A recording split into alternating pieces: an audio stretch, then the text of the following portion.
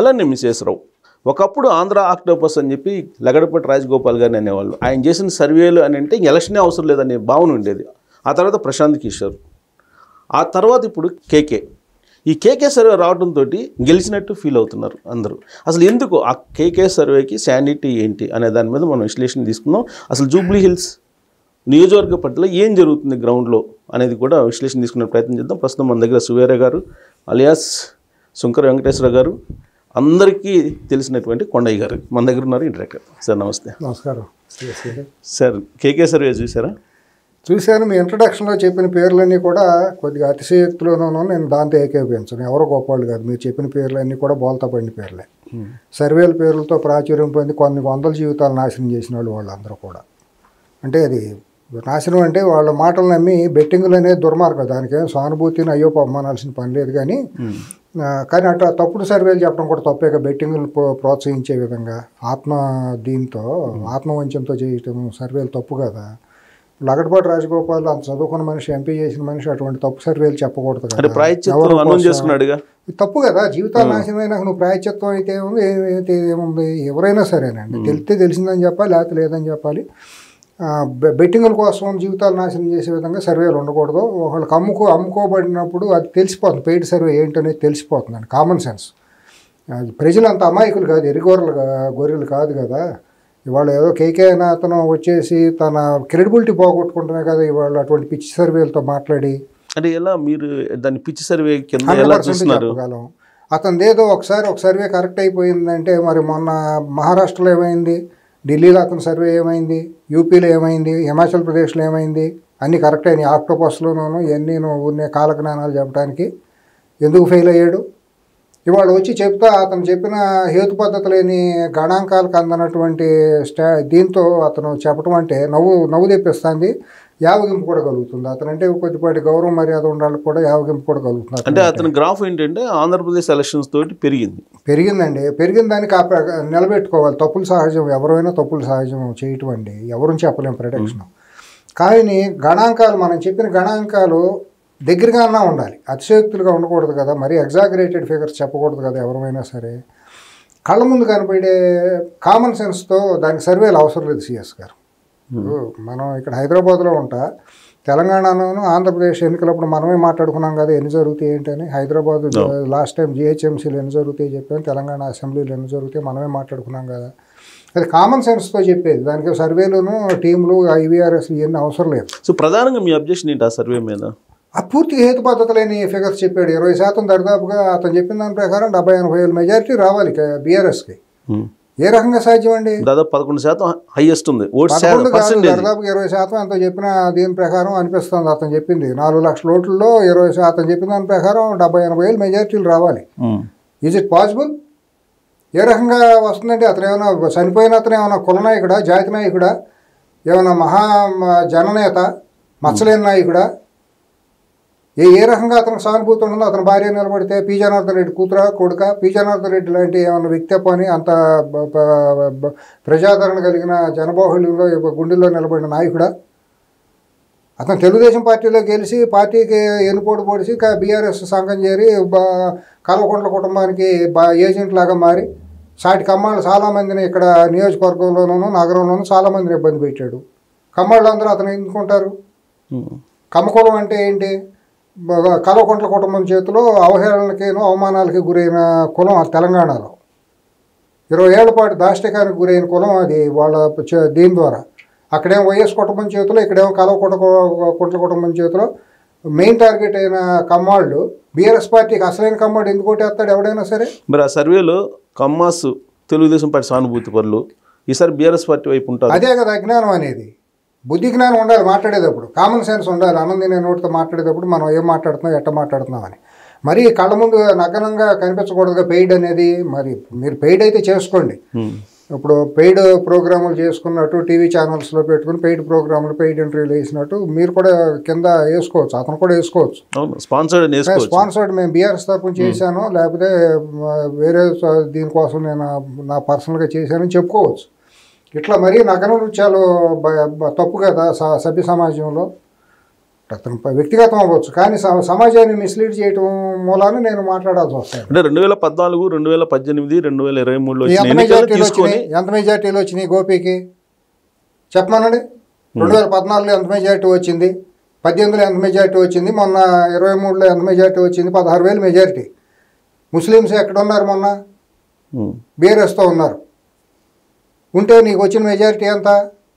మొన్న అజరుద్దీన్ అసలు ఏమాత్రం ఎలక్షనీరింగ్ చేసుకోవాలి, అతనికి క్యాడర్ ఎవరో తెలియదు, డోర్ టు డోర్ క్యాంపెయిన్ లేదు, అతనికి పోలింగ్ ఏజెంట్లే దొరకలా. Wrong selection, candidate wrong selection. ఆ రోజు మరి ఎందుకు ఇచ్చారనేది కాంగ్రెస్ అధిష్టానానికి తెలియదు.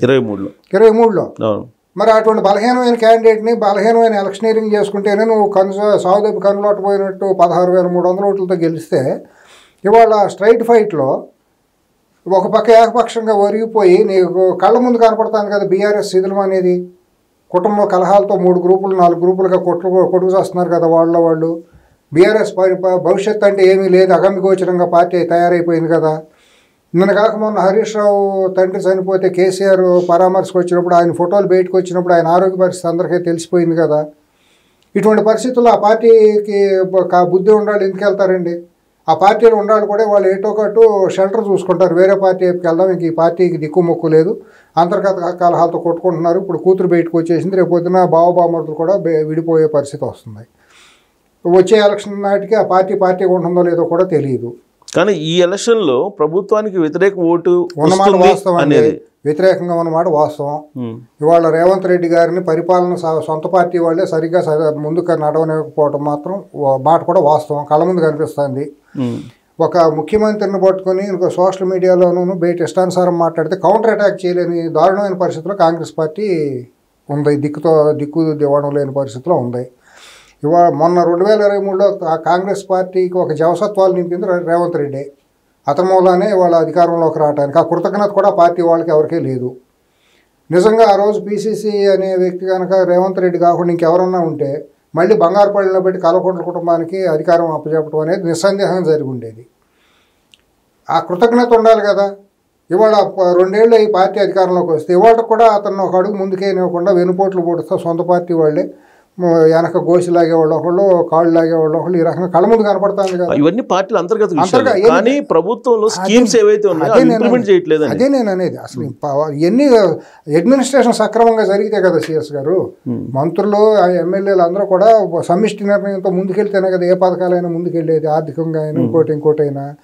అసలు అడ్మినిస్ట్రేషన్ జరగని కూడా కొలాప్స్ అయ్యే పరిస్థితిలో రాష్ట్రం ఇవాళ నడుస్తుంది. ఆయన చెప్పు చేతలు, ఆయన ఏమి అచేతన స్థితిలో ఉన్నాడు రేవంత్ రెడ్డి అనే వ్యక్తి. ఈ పరిస్థితుల్లో ప్రభుత్వ వ్యతిరేకత రావడం సహజం, 100% ఉంది. మరి దాన్ని క్రైటీరియా తీసుకొని కేకే ఎట్లా ఉంది నేను అనేది అది. ఇవాళ ఆ స్టాటిస్టిక్స్లో కూడా కామన్ సెన్స్తో మీరు ఆలోచించండి సిఎస్ గారు. కమ్మకూలం అనేది వాళ్ళు 100కి 100 పాళ్ళు ఏమి పేదవాళ్ళు ఏం కాదు కదా, స్థితిమంతులే కదా. వాళ్ళందరికీ ఆగర్భ శత్రువు ఎవరు? కల్వకుంట్ల కుటుంబమే కదా. అసలైన కమ్మాళ్ళు ఎవరు, నికార్సైన కమ్మాళ్ళు ఎవరు? బీఆర్ఎస్ కోటేరు కదా. ఇంట్లోనే ఉంటారు కానీ ఇష్టం లేకపోతే కాంగ్రెస్కి ఒకవేళ మేము యాంటీ కాంగ్రెస్ కుటుంబాలని ఎప్పటి నుంచి తరతరాలు మేము కమ్యూనిస్ట్ కుటుంబాలని చెప్పుకునేవాళ్ళు, వాళ్ళ చేదస్తం కొద్దీ మేము ఓటు వేయము అని అంటే ఇంట్లో ఉంటారు కానీ బీఆర్ఎస్కి వేయరు కదా. కానీ వాళ్ళ మీద నమ్మకం కేటీఆర్ గారు, అదే అజ్ఞానం అంటున్నాను. కేటీఆర్ గారు నికార్సైన కమ్మోళ్ళు అయితే మాకే వేస్తారంటున్నాడు. అదే వాళ్ళ అజ్ఞానం. ఎట్లా ఉంటాడో చెప్పాలి. నువ్వు చంద్రబాబు నాయుడు అనే వ్యక్తిని అక్కడ అరెస్ట్ చేస్తే ఇక్కడ పెట్టుకున్నప్పుడే నువ్వు నీ అహంకార ప్రదర్శన చేసావు. అక్కడ సంధ్యా కన్వెన్షన్లో 10 మంది చేరి ఒక మీటింగ్ పెట్టుకుంటానంటేనే అక్కడ ఆ రోజు స్టీఫెన్ రవీంద్ర అనే సిపిని పంపించి వచ్చిన నెల లోపల వేసేసామని బెదిరించావు. నేను ప్రత్యక్ష సాక్ష్యం దానికి. సంధ్యా కన్వెన్షన్లో మీటింగ్ పెట్టుకోనివ్వకుండా వీళ్ళు చేశారు. తర్వాత బాలయోగి స్టేడియంలో వాళ్ళు ఒక గ్రాటిట్యూడ్ మీటింగ్ పెట్టుకుంటారంటే పెట్టుకోనివ్వకుండా చేస్తే కోర్టుకు వెళ్ళి పర్మిషన్ తీసుకొచ్చారు. వీళ్ళకి ఉంటారు అసలైన కమ్మాళ్ళు అనేవాళ్ళు. కేటీఆర్ కల్వకుంట్ల కుటుంబానికి ఉంటారు అన్న వాళ్ళ జ్ఞానం, ఇంగిత జ్ఞానం ఉందో మాట్లాడడానికి అసలు అతనికి ఏ రకంగా ఉంటారు? మొన్న ఆయన ఎంపీ సీఎం రమేష్ గారు అబద్ధం చెబుతాడు. ఆయన ఖండించలేదు కదా, ఖండించలేదు కదా. ఇవన్నీ పెట్టుకుని గురువింద గింజలాగా ముట్టి కింద నలుపు పెట్టుకుని కమ్మాళ్ళందరూ అదే కమ్మాళ్ళే బానిసలా నీకేమన్నా? ఆత్మగౌరవం లేని వాళ్ళు, సెల్ఫ్ రెస్పెక్ట్ లేని వాళ్ళ కులమేమన్నా? నీ కట్టుబానిసలా ఉంటే నీ దగ్గర ఉంటే కొంతమంది ఉండొచ్చు, 30 మంది నీ పేరోళ్ళు. ఎందుకంటే రియల్ ఎస్టేట్ మాఫియాల్లో భూములు ఆక్రమించి జనాలను మోసం చేసి సొంత కులస్తుల్ని నాశనం చేసిన కొంతమంది నీ పంచం చేరారు వాళ్ళ స్వార్థం కోసం. మరి వాళ్ళని కమ్మ ప్రతినిధులు చూపిస్తున్నాడు కానీ కేటీఆర్ పెట్టుకోవచ్చు. ఎవరికాడే ప్రతినిధి కమ్మాళ్ళలో కమ్మ కులంలో ఎవడో ప్రతినిధి అనేవాడు లేడండి. No one can direct or no one can guide, no one can command in Kamma community and other Kamma person అండి.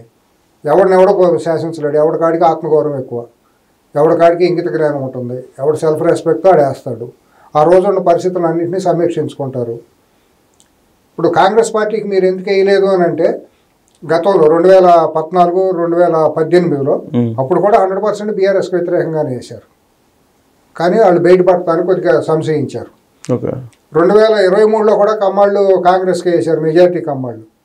ఇక్కడ హైదరాబాద్ సీట్లలో కానివ్వండి, తెలంగాణలో కూడా మేము ఆశించిన 15 సీట్లు పోవడానికి కారణం ముస్లిం ఓట్ బ్యాంకు.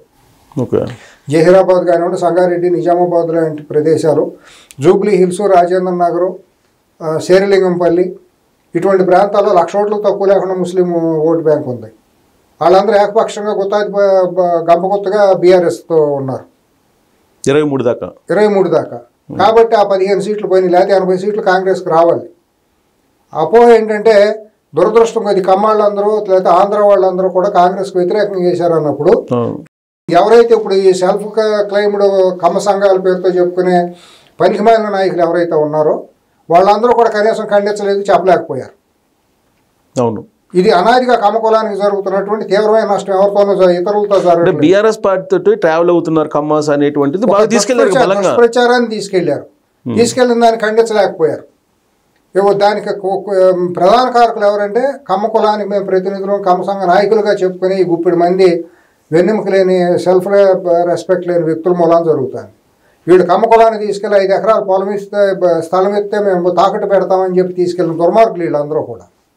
5 ఎకరాలకు అమ్ముడుపోయే కమ్మజాతి పొరువు ఇది. కానీ ఇప్పుడు ఏం చెప్తున్నారంటే బీఆర్ఎస్ పార్టీ కమ్మ సామాజిక వర్గానికి సంబంధించిన అభ్యర్థికి ఇచ్చారు కదా. అయితే మాత్రం ఏంటంటే మాగంటి గోపి ఎవరో తెలియదా? మాగంటి గోపి కుటుంబం, మీ కుటుంబానికి ఉండే బంధుత్వాలు ఏంటో తెలియదా? సంబంధాలు మాగంటి గోపితో మీరు చేపించిన దోపిడీలు ఎవరి మీద అక్రమ కేసులు పెట్టించారు? ఎంతమందిని మీరు మాగంటి గోపితో ఇబ్బందులు పెట్టించారు? మొత్తం కమ్మస్ మీద పెట్టారు. పేర్లు బయట తీయాలి, ఒకటిపల్లి నుంచి తీస్తే అందరూ కమ్మాళ్లే కదా. ఎంతోమందిని ఇబ్బంది పెట్టి అందరినీ సరెండర్ చేసుకునే ప్రయత్నాలు చేశారు. వీళ్ళందరూ కమ్మ ఎమ్మెల్యేలుగా కమ్మ కులం నుంచి ప్రాతినిధ్యం నుంచి వహిస్తా బీఆర్ఎస్లో ఉండే వాళ్ళందరి మూలాన కమ్మ కులం కాకుండా వేరే కులం ఏమన్నా టార్గెట్ అయింది అనుకుంటున్నారు మీరు? వీళ్ళు చేసిన నష్టం కమ్మ కులానికి అంత తీస్తే మొత్తం అంతా చిట్టా పొద్దులు మొత్తం కమ్మ సఫరర్స్ని అందరినీ తీసుకొస్తే సిఎస్ గారు ఇవాళ కేబీఆర్ పార్క్ చుట్టూ నిలబెడితే వలయం అవుతుంది. అంతమంది ఉంటారు. అంతమంది ఉంటే ఇవాళకి కూడా సినిమా ఇండస్ట్రీ మొత్తం మా వెంట ఉందని చెప్పి కేటీఆర్ ఎందుకు బీఆర్ఎస్ పార్టీ వాళ్ళు ఎందుకు ఓన్ చేసుకుంటున్నారు? చెప్పుకుంటారు, ఎవరికాడే చెప్పుకోవచ్చు. బండికి ఎంత కుక్కనట్టుతో బండి అంతా నేనే లాగాను అనుకున్నాను. దానికి బాగా ఎడ్లు ఏం చేస్తాయి? ఎండలో ఎడ్లు ఒగరుస్తా మండుటెండలో లాగే ఎడ్లు ఆ కష్టపడి బండి నడుపుతానికి కింద ఒక కుక్క నడుపుతూ ఉంటుంది. అంతా నేనే నడిపిస్తున్నానని చెప్పి చెప్పుకుంటా ఉంటుంది. దానికి వాళ్ళు ఏం చేస్తారు? బండి ఏం చేస్తుంది? బండి యజమాని ఏం చేస్తాడు? అంటే మీ అబ్జర్వేషన్ ప్రకారం సినిమా ఇండస్ట్రీ బీఆర్ఎస్ వైపు లేదంటారా? అది అవకాశవాదం అండి. పొద్దుతిరుగుడు పువ్వులది సినిమా ఇండస్ట్రీ మొత్తాన్ని కవిత దగ్గర నుంచి వీళ్ళందరూ కూడా టోటల్ గ్రిప్లోకి తీసుకున్నారు. 2014 తర్వాత మాఫియా ముఠా సామ్రాజ్యం ఏర్పడిందండి. తర్వాత ఆ మాఫియా ముఠా సామ్రాజ్యం విస్తృతం అయిపోతా ఫోన్ ట్యాపింగ్ దాకా వెళ్ళారండి. సినిమా ఇండస్ట్రీలో డ్రగ్ అనే దాన్ని ఒక మహమ్మారి అనేది అన్ని చోట్ల ఉంటే దాంట్లోనే ఉందండి. దాని ద్వారా బ్లాక్మెయిల్ చేసుకున్నారండి మొత్తం నిర్మాతల్ని, నిర్మాత పిల్లల్ని, హీరోల్ని, ఈ సినీ బాంబే నుంచి వచ్చే సినీ హీరోయిన్లందరినీ కూడా వాళ్ళు గుప్పిట్టకు తీసుకున్నారండి. కేసీఆర్కి తెలుసు తన బలహీనత ఏంటనేది. ఇక్కడి నుంచి చంద్రబాబు అనే ఒక మేరు పర్వతాన్ని ఇక్కడి నుంచి తరలించడంలో సఫలీకృతుడు నోటు ఓటు కేసులో ప్రధాన పాత్రధారులు ఎవరో తెలియదా? పార్టీలో అందరికీ తెలుసు. చనిపోయిన వాళ్ళ గురించి మనం మాట్లాడితే మర్యాద కాదు కాబట్టి. కానీ ఆ రోజు ఈ తెలుగుదేశం పార్టీలో ఉంటా తెలుగుదేశం పార్టీ నుంచి నిరంతరం కమ్యూనికేషన్ కేసీఆర్కి ఇచ్చింది ఎవరు? సోషల్ మీడియాలో వస్తున్న పేరు అయితే ఎర్రవల్లి దగ్గర అంటారు. ఇంకొక పేరు లేదా? ఎక్కువ ఆయన వినిపించింది. రెండో పేరు కూడా ఉంది. కాకపోతే రెండో పేరు వ్యక్తి దగ్గరికి మరి అదే తెలుగుదేశం వాళ్ళు చనిపోతే ఎందుకు వెళ్ళారంటే సమాధానం చెప్పలేని దిక్కులేని పరిస్థితుల్లో మా పూటాళ్ళు ఉన్నాం అజ్ఞానంలో. ఎందుకు వెళ్తారు? బుద్ధి జ్ఞానం ఉండాలి, ఎవరు వెళ్ళరు. అంటే ఆది నుంచి తెలుగుదేశం పార్టీలో ఉన్నాడు కదా, ఆయన అలా పని చేస్తుంటారంట. మన దగ్గర లేరు కాబట్టి, భౌతికంగా మన దగ్గర లేరు కాబట్టి. ఎవరు లేరు? ఎర్రబల్ దయాకరావు ఆది నుంచి తెలుగుదేశం పార్టీలో లేడా? కనతల్లి లాంటి పార్టీ కదా వీళ్ళందరినీ పెంచి పెద్ద చేసింది. ఏం ఇప్పుడు సినిమా ఇండస్ట్రీని హైదరాబాద్లో జూబ్లీ హిల్స్లో ఉన్న గొప్ప గొప్ప సంపన్నులు లేకపోతే మార్వాడీలు వీళ్ళందరినీ కూడా టెలిఫోన్ ట్యాపింగ్ ద్వారా మొత్తాన్ని అతలాకుతలం చేశారు. వేల కోట్ల రూపాయలు దోసుకున్నారు. ఆడవాళ్ళ మాన ప్రాణాలతో ఆడుకున్నారు. మీరు చెప్పిన దాని ప్రకారం అయితే ఈ సర్వే కేకే సర్వే రివర్స్ కావాలి మరి. 100% రివర్స్. దాంట్లో సందేహం ఏముంది? ఇవాళ కనీసం 30,000 నామినేషన్ వేసిన రోజు కాంగ్రెస్ పార్టీ అభ్యర్థికి 30,000 మెజార్టీ అండి. దానిపైన ఎంతకి వెళ్తుంది అనేది వాళ్ళు చేసుకునే దాన్ని బట్టి ఉంటుందండి. ఇవాళ కూడా పార్టీలో లోటులు ఉన్నమాట వాస్తవం అండి. కోఆర్డినేషన్ సరిగ్గా లేదు కాంగ్రెస్ పార్టీలో. కాంగ్రెస్ పార్టీ క్యాండిడేట్ మీద వచ్చిన ఆరోపణలు కొట్టలేని అచేతన స్థితిలో కాంగ్రెస్ పార్టీ ఉంది. అది వాళ్ళకి ఇవాళ సరైన అఫిషియల్ స్పోక్స్ పర్సన్స్ పార్టీలో లేరు. రేవంత్ రెడ్డిని ఓన్ చేసుకునే సైన్యం అంటూ సొంత సైన్యం అంటూ లేదు. వాగ్దాటిగా మాట్లాడేవాళ్ళు డి అనేవాళ్ళు లేరు.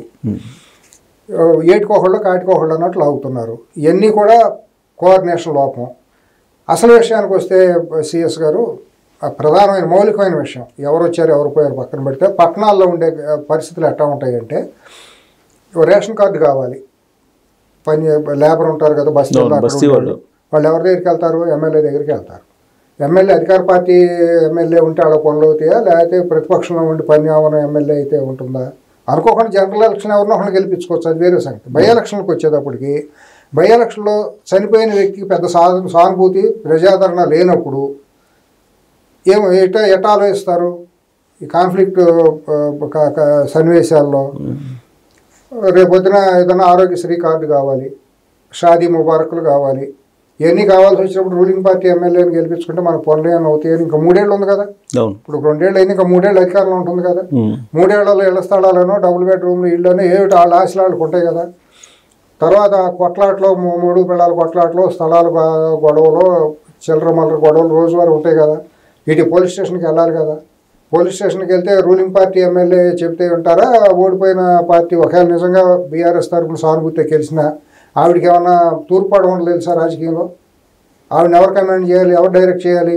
ఒకవేళ డైరెక్ట్ చేసినా గవర్నమెంట్ వాళ్ళది కాదు కాబట్టి ఏమి చేయరు కదా. ఐఎంఐకి ఇవ్వాలి కూడా ఐఎంఐ సానుభూతి, మన ఇంటి ఆడబోడ్స్ ఐఎంఐ మీద మన వేరే ఉద్దేశం కదా, రాజకీయంగా మాట్లాడదాం దీంట్లో. ఐఎంఐ ఇంతవరకు వాయిస్ లేదు కదా, మాట్లాడగలిగే కమాండ్ పబ్లిక్లో ఉండే లీడర్షిప్ క్వాలిటీస్ ఐఎంఐలో లేవు కదా. ఐఎంఐకి నియోజకవర్గ సరిహద్దులు కూడా తెలియదు కదా పాపం. గత్యంతరమైన పరిస్థితుల్లో బతకపోగానే సానుభూతి పవనాల కోసం ఆయన నిలబెట్టారు, అంతే తప్పించి ఐఎంఐ దగ్గర ఏమీ లేదు కదా. ఐఎంఐ బలహీనమైన వ్యక్తి ఎమ్మెల్యే గెలిచి ఐఎంఐతో సెయిల్ అయ్యి ఇబ్బందులు పడరు కదా కేడరు.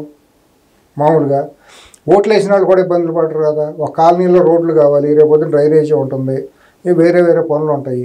ఈ పనులన్నిటికీ కప్పుకుని ఎమ్మెల్యే చేతిలో హ్యాండీగా ఉండే ఎమ్మెల్యే దగ్గరికి వెళ్దాం, లేదా రూలింగ్ పార్టీని మనం ఓన్ చేసుకుంటే మనకి ఏమైనా చెప్పు చేతల్లో పనులు అవుతాయి అనే ఉద్దేశంలో ఉంటారు కదా ఎవరైనా. అన్నప్పుడు ఈ కామన్ సెన్స్ని ఎట్లా మిస్ అవుతున్నారు వీళ్ళందరూ? ఈ పెయిడ్ సర్వేలు పెట్టుకుని వీళ్ళందరూ ఊహల్లో ఎవరిని బోల్తా కొట్టిస్తారు అంటే ప్రజలంటే అంత అమాయకులా? అయితే సినిమాలో బ్రహ్మానందం అంటాడే, కనీసం ఆ మాత్రం కనపట్టలేదా అని. వీళ్ళు బ్రహ్మానందాలు అవ్వచ్చు, వాళ్ళు బ్రహ్మానందాలే, జనాలందరూ బ్రహ్మానందం క్యారెక్టర్ లాగా. సారీ అండి, బ్రహ్మానందం అంటే ఆయన వ్యక్తిగతంగా ఆయన వ్యక్తిగతంగా గొప్ప స్కాలరు, ఆయన వ్యక్తిగతంగా గొప్ప మనిషి. నేను అదే అంటున్నా, సినిమాలో క్యారెక్టర్స్ గురించి అదే అంటున్నారు. ఇప్పుడు మనకి షేక్పేట కానీ లేదా బోరబండ కానీ ఇవన్నీ కొంచెం ముస్లిం ఏరియా ఉండే ఏరియా. ఒక ఎంగళరావు నగర్ తప్ప ఎంగళరావు నగర్ కమ్మ సామాజిక వర్గం అక్కడ కూడా ముస్లిం, బోరబండ, షేక్పేట, కమలాపురి ఉన్నారు. ఇప్పుడు ఆ ముస్లిం సామాజిక వర్గం సాలిడ్ గా ఈసారి కాంగ్రెస్ పార్టీ చేస్తుందా? సాలిడ్ కాకపోయినా స్ప్లిట్ అవుతుంది సిఎస్ గారు. సింపుల్. ఇప్పుడు గోపి అనే వ్యక్తి మాస్లో పనిచేసిన మాట వాస్తవం. దాన్ని మనం వ్యక్తిగతంగా కూడా మనకు తెలిసినాడే కాబట్టి మనం మాట్లాడుకుంటే తప్పేం లేదు కదా. అతను మాస్లోకి వెళ్ళి కొన్ని పనులు చేసి ముస్లిమ్స్కి షాది ఆ పనులు చేసిన మాట వాస్తవం. ఆ సానుభూతి కొద్దిగా ఉంటే కొంత ఓటు బ్యాంక్కి వెళ్ళొచ్చు. మేజర్ క్రక్స్ ఏంటంటే నెక్స్ట్ 3 ఏళ్ళు ఎట్లా ఉండాలి. ముస్లిమ్స్లో వాళ్ళలో కూడా చాలా గొడవలు కొట్లాట్లు ఎక్కువ కదా. కొద్దిగా ఒక రకమైన లంపెన్ గ్యాంగ్ అని నేను అన్నగాని ఆ మాట నేను వాడను, కానీ కొద్ది ఆవేశంతో గొడవలకు వెళ్ళటం, కొట్లాటలు ఇవన్నీ ఆడవాళ్ళు ఎక్కువ కదా. రేపొద్దున వాళ్ళు పోలీస్ స్టేషన్కి వెళ్ళాలంటే గొప్పని ఎస్ఐకి ఫోన్ చేయాలంటే ఏంటి పరిస్థితి? వాళ్ళు భయపడరా? రేపొద్దున రౌడీ షీట్లు ఎవరు 100 ఉన్నాయి వాళ్ళ మీద. మత కలహాలు గొడవలు ఇవన్నీ ఉన్నప్పుడు వాళ్ళు ఆలోచించుకోరు ఆ మాత్రం. మోరెవర్ బీఆర్ఎస్ భవిష్యత్తు అనేది అంధకారంలోకి వెళ్ళిపోతుంది. ఇంకా పార్టీ లేనప్పుడు ఇంకా పక్షులన్నీ పచ్చగా ఉండే చెట్టు మీద వాలాలని అప్పుడే గూడు కట్టుకోవడానికి ప్రయత్నం చేయవా? కళ్ళ ముందు కనపడుతుంది కదా సినిమా. ఏ రకంగా బీఆర్ఎస్ వాళ్ళు రంకెలు వేస్తారు? వీళ్ళ రంకెలకు భయపడే వాళ్ళు ఎవరు ఈ ఉడకోపులకి? అంటే అసరుద్దీన్ ఓవైసీ ఒక స్టేట్మెంట్ ఇచ్చాడు ఒక 15 రోజులు 20 రోజుల క్రితం, నామినేషన్కి ముందు. 23లో మేము 23 దాకా బీఆర్ఎస్ పార్టీతో ఉన్నాము అని అన్నారు. ఇప్పుడు కంటిన్యూ అవుతున్నావా లేదా అనేది చెప్పట్లే ఆయన. ఎందుకు వాళ్ళు వచ్చి కాంగ్రెస్ పార్టీకి మద్దతు ప్రకటిస్తున్నారు, వచ్చారు చివరి నామినేషన్ చివరి నిమిషంలో వచ్చి వెళ్ళిపోయాడు అని అంటున్నారు. ఆయన హార్ట్ఫుల్గా చేస్తున్నట్టేనా ఎంఐఎం? ఇప్పుడు అది అంతర్గతమైన మ్యాటర్ మనకు తెలియదండి. హార్ట్ఫుల్గా చేస్తున్నా చేయకపోయినా వాళ్ళు ఇంకోటి ఏంటంటే ముస్లిం సమాజం మొత్తం ఎంఐఎం చేతిలో ఓవైసీ కుటుంబం గుప్పిట్లో లేదండి. ఈ మాట వాస్తవం. సగం పైగా వ్యతిరేకంగా ఉన్నమాట వాస్తవం. వాళ్ళు ఇదే కదా, వాళ్ళేమీ మోనోపోలీ కాదు కదా. వాళ్ళ ముస్లింలందరికీ వాళ్ళు ఏమైనా కమాండర్లా ఓవైసీ ఫ్యామిలీ? ఓల్డ్ సిటీలోనే వాళ్ళకి గత్యంతరం లేదు. అక్కడ పరిస్థితులు గట్టిగా తొక్కినారులో అయితే అక్కడే వాళ్ళకి ఇదవుతుంది. ఎందుకంటే మనం కాంగ్రెస్ పార్టీలో నాంపల్లి ఫిరోజ్ ఖాన్ దీంట్లో చూసాం, చంద్రాయణగుట్లో మెజార్టీ తగ్గింది కదా. అక్కడ అన్ని దొంగోట్లు చేర్చడం వీటన్నిటి మూలాన అక్కడ నెట్టుకొస్తున్నారు. కాబట్టి ముస్లింలు ఎవరో వాళ్ళ వ్యక్తిత్వాలు వాళ్ళకే ఉన్నాయండి. వాళ్ళు సమాజంలో భాగం, వాళ్ళు ఆలోచించుకుంటారు కదా. వాళ్ళు బీఆర్ఎస్ అనేది బీజేపీకి తోక పార్టీ అనేది అందరికీ తెలిసిందే కదా. ఎడ్యుకేటెడ్ ముస్లిమ్స్ అందరికీ తెలుసండి. బీఆర్ఎస్ అనేది బీజేపీ ఒకే తాను మొక్కలు అనేది అందరికీ తెలుసు. పూర్తిగా ఇదైపోతే రేపో మాపు కలవబోయేది బీజేపీలోనే అనేది కూడా తెలుసు. రంగులు కూడా ఏకంగానే ఉంటాయి. గులాబీ రంగు వచ్చి గులాబీ రంగు వచ్చి కాషాయ రంగులో కలిసిపోతుంది. అది తెలియందేం కాదు. ఈ పరిస్థితుల్లో మీరు అట్లే బాగా వేసుకున్నా కూడా 50% 50-50 వెళ్తారా ముస్లిమ్స్? 50-50 ఉంటుందా? అంటే ఓవరాల్గా మనం నేషనల్ పాలసీ తీసుకుంటే, నేషనల్ లుక్ తీసుకుంటే ముస్లిమ్స్ సాలిడ్గా కాంగ్రెస్ పార్టీ వైపు ఉన్నారండి కదా. ఉండాలి. నేను అనేది ఒకవేళ గోపి వాళ్ళకి ఏమైనా చేసి అతను ఉండగా చేసిన దానికి కృతజ్ఞతాపూర్వకంగా ఓట్లు వేసినా కూడా 30% వెళ్తారు. సరే మనం ఉన్నాం కదా, ఒకసారి ఆ భార్య నిలబడింది కదా అని వేస్తారు. రిమైనింగ్ వాళ్ళు ఎవరో వేయాల్సిన అవసరం లేదు కదా. అంటే అంత సింపతి ఉండే పనులు చేశారు వాళ్ళకి ముస్లిమ్స్. కొన్ని షాదీ ముబారక్లని ఏనని కొద్ది చేశాడండి. చేసిన వాళ్ళకి ఇవాళ కూడా సిఎస్ గారు మీకు తెలియదు, సమాజం ఎంత దారుణంగా ఉందంటే ఇవాళ మీరు బిర్యానీ అన్నం పెట్టారనుకోండి, రేపొద్దు నేను బిర్యానీ పెడితే సుబ్బారావు గడు అని సార్. అన్నం పెట్టినంతసేపు మీరు దేవుడు, రేపొద్దున బిర్యానీ పెడితే నేను దేవుడు, నాకంటే తర్వాత సారా పోతే నన్ను ఆడుయుడు అని అన్నమాట. సమాజం ఓవరాల్ సమాజం అట్ట అయినప్పుడు ఇవాళ కృతజ్ఞతలు ఉంటాయని నేను అనుకోను. నేను ఊరినే లిబరల్గా చెబుతున్నాను. ఎంత ఉన్నా కూడా ఇవాళ బీజేపీ పరిస్థితి చూస్తే, బీజేపీ క్యాండిడేట్ పరిస్థితి చూస్తే డిపాజిట్లు వస్తాయా రావా అనే అనుమానంలో ఉందండి. వాళ్ళు కావాలని ఉద్దేశపూర్వకంగానే బలహీనమైన క్యాండిడేట్ని పెట్టుకున్నారండి. సేమ్ 23 ఈక్వేషన్ దాంట్లో అనుమానం లేదు. అదే నిజంగా బీజేపీ తెలంగాణలో బలపడాలి అనే ఒక కృతనిశ్చయం కనుక వాళ్ళకుంటే, డిటర్మినేషన్ మైండ్ ఉంటే దీన్ని వాళ్ళు ఒక గొప్ప అవకాశంగా మలుచుకునేవాళ్ళు. ఇక్కడ బలమైన వ్యక్తిని క్యాండిడేట్ని పెట్టి అందరూ కనుక ఇక్కడ దిగితే కూటమి చంద్రబాబు నాయుడు గారు, పవన్ కళ్యాణ్ గారు లాంటి వాళ్ళందరూ ఇక్కడికి వచ్చి కనుక మేము ఉన్నామని నిలబడగలిగితే అది ఒక స్టెప్పింగ్ స్టోన్ అయిపోయేది, ఈజీ వాక్ అయిపోయేది. రేపు తెలంగాణలో జిహెచ్ఎంసీ ఎన్నికల్లో వాళ్ళ కర్ణుడు సాగు కారణాలు అనేకొని వాళ్ళ శకునులు చాలామంది ఉన్నారు సెల్లులు బీజేపీలో పార్టీని చక్కగా నమ్మకంగా చంపేయటానికి. ఆ విషయంలో వాళ్ళు సఫలీకృతులు. ఇప్పుడు బీజేపీ వాళ్ళు బీఆర్ఎస్ పార్టీకి లోపాయికారిగా చేస్తున్నట్టు ఓపెన్గానే చేస్తున్నారు. లోపాయికారి ఏం కాదు, బహిరంగ వీధుల్లోనే. నా దగ్గరకు వచ్చినప్పుడు ఓటు వేయటానికి వస్తే బీజేపీ వాళ్ళు వస్తే మీకు ఓటేస్తే బీఆర్ఎస్ ఓటేసినట్టే కాదమ్మా అని నేనంటే, ఏంటి సార్ అందరూ అదే మాట అంటున్నారు, ఇళ్ళమ్మడి తిరుగుతా అంటే అనే మాట ఒక మహిళా నాయకురాలు అన్నా నేను సరదాగా అంటే. ఓకే. సో అంత స్ట్రాంగ్ ఒపీనియన్ ఉన్నప్పుడు ఇప్పుడు అజరుద్దీన్కి మంత్రి పదవి ఇచ్చేటప్పుడు ఎలక్షన్ కమిషన్కి కంప్లైంట్ చేశారు ఎవరు, కిషన్ రెడ్డి. కిషన్ రెడ్డి అపోజ్ చేస్తున్నాడంటే బీఆర్ఎస్ పార్టీ అపోజ్ చేస్తున్నట్టే కదా. అలాంటప్పుడు ముస్లిమ్స్ ఓటు ఎలా వేస్తారు? ఎన్ని ఉత్తుత్తి మాటలండి. కిషన్ రెడ్డి కేటీఆర్ కొట్టుకుంటా, నేను కొట్టినట్టు వేస్తాను, నువ్వు ఏడిసినట్టు నాటం చేయమంటూ ఇవన్నీ కూడా జనాలు అర్థం చేసుకున్నారండి. నిజంగా కిషన్ రెడ్డి కనుక అంత గట్టిగా బీజేపీని ఇక్కడ నిలబెట్టాలన్నప్పుడు క్యాండిడేట్ని ఇప్పుడున్న జూబ్లీ హిల్స్లో ఆ క్యాండిడేట్కి ఎవరండి, ఎలక్షన్ వేరుగా చేసేవాళ్ళు అండి. ఇప్పుడు ఇంకోటి ఏంటంటే కొద్దిగా గొప్ప నిన్న మొన్నటి దాకా బీజేపీని ఓన్ చేసుకుని గట్టిగా వేద్దామని అనుకున్న వాళ్ళందరూ కూడా, యాంటీ కాంగ్రెస్ మైండ్ సెట్ ఉన్న వాళ్ళందరూ కూడా ఇక విసుగు వేసారిపోయి అటు బీఆర్ఎస్ వద్దు, ఇటు వద్దు, కాంగ్రెస్కి వేద్దాం, లేదంటే ఇంట్లో కూర్చుందాం అనే పరిస్థితికి వచ్చింది. అది ఒక అంత ఊపు కనుక తీసుకురాగలిగి ఉంటే 70% పైగా ఓటింగ్కి వచ్చే అవకాశం ఉండేది. ఇవాళ ఓటింగ్ పర్సంటేజ్ తగ్గే 55 దాకా వస్తున్నామని నేను వ్యక్తిగతంగా అంచనా వేస్తాను. కానీ బస్తీల్లో కదా ఎక్కువ రాదంటారా బస్తీలో రాబట్టి ఆ మాత్రం వస్తుంది, అది కూడా రాదంటారా? అది కూడా రాకపోవచ్చు. ఇప్పుడు ఓవరాల్గా చూసుకుంటే ఇప్పుడు ముస్లిం సామాజిక వర్గం కాంగ్రెస్ పార్టీ వైపు ఉండాలి. ఇక్కడేమో బీసీల పోలరైజేషన్ చాలా బలంగా తెలంగాణలో వినిపిస్తుంది. బీసీలోనండి యాదవ్ సామాజిక వర్గం బలమైందండి. అక్కడ గౌడ, యాదవ వీళ్ళు ప్రధానంగా 300 కాపులు బీసీ అని అనడానికి వీల్లేదు. బీసీ అంటారు కానీ వాళ్ళు బీసీల కింద మనం కన్సిడర్ చేయడానికి వీల్లేదు. మరి యాదవ్ సామాజిక వర్గంలో తన సొంత కుల ఒక వ్యక్తిని నిలబెట్టుకున్నారు కదా వాళ్ళు. ఇక్కడ ఖాందాన్లు అంటాం కదా, కుటుంబాలని. అట్టా వాళ్ళకు కూడా 15-20 ఖాందాన్లు ఉన్నాయి. వాళ్ళందరూ కూడా పెట్టుకుని ఏకగ్రీవంగా ఒక పక్కనే ఉంటారు. ప్రధానంగా నేను అనేది అది, ఎక్కడైనా సరే ఏ బూత్ నుంచి ఓటింగ్ మెజారిటీ ఎటు వెళ్ళింది ఏంటనేది సాయంత్రానికి మనకు బూత్ వైజ్గా తెలిసిపోతుంది కదా.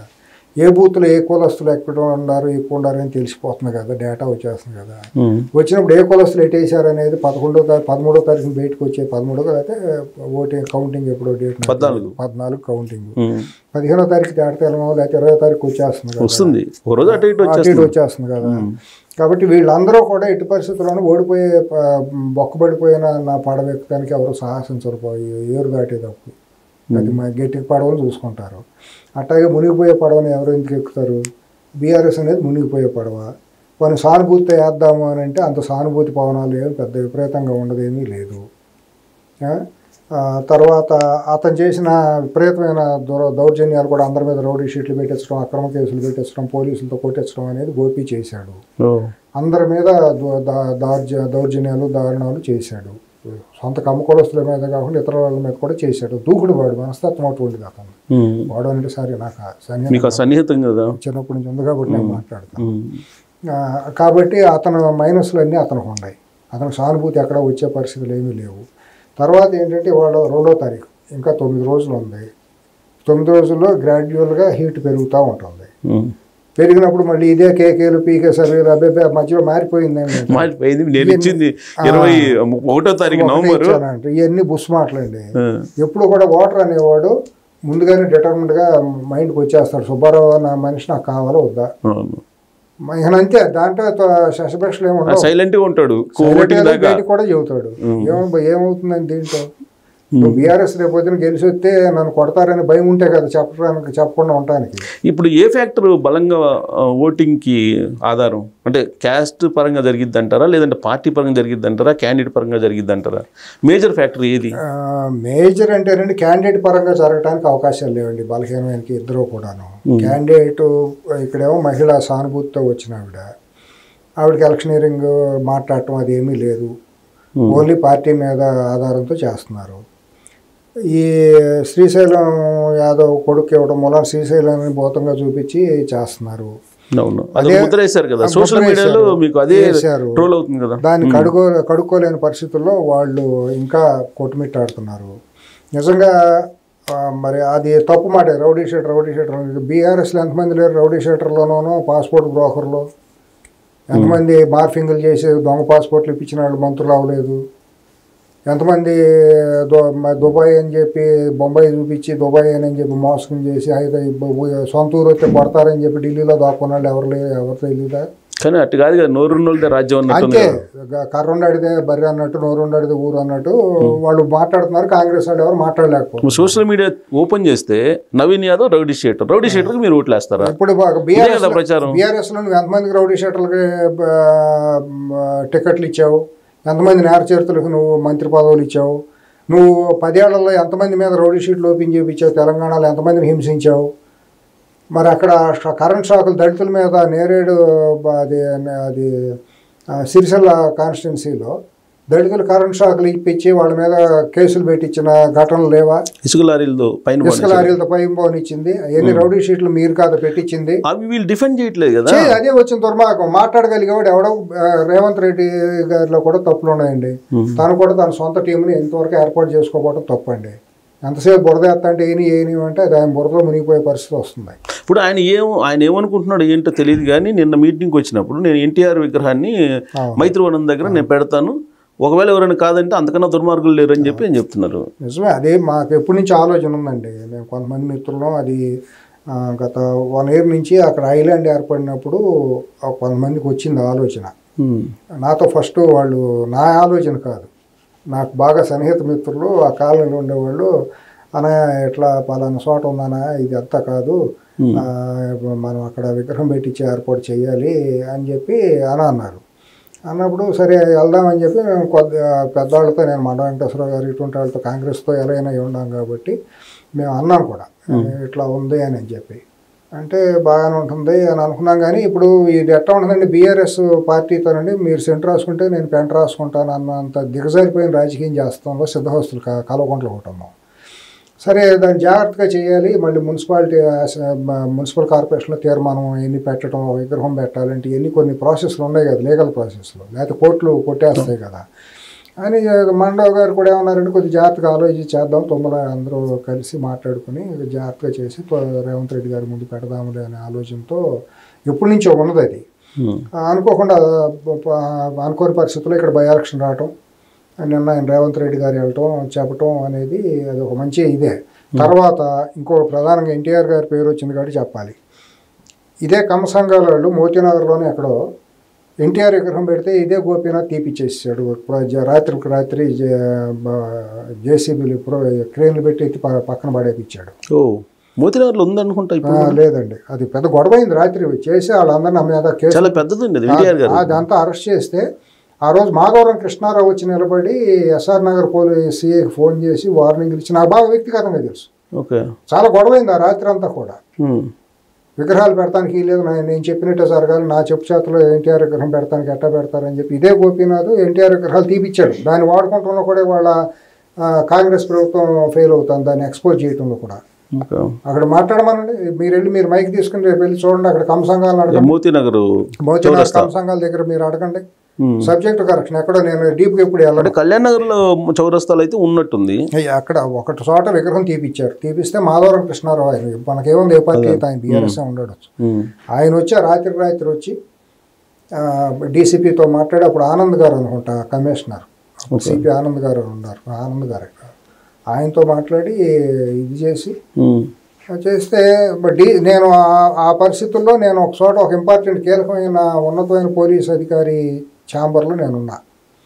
ఉన్నప్పుడు అక్కడ జరిగిన సంభాషణ, సిపి గారు కాదు, వేరే ఒక నగరంలో కీలకమైన స్థాయిలో ఉన్న ఆఫీసులో నేను ఉన్నప్పుడు, మేము ఏం చేయమంటావు, వచ్చేసి తెస్తావా లేదని మమ్మల్ని సతాయం చేస్తున్నాడు, మా డీసీపీ దగ్గరికి వచ్చి బెదిరిస్తున్నాడు గోపి అని చెప్పి ఇదే మాట అక్కడ అవతల కన్వర్సేషన్ జరుగుతూ ఉంది.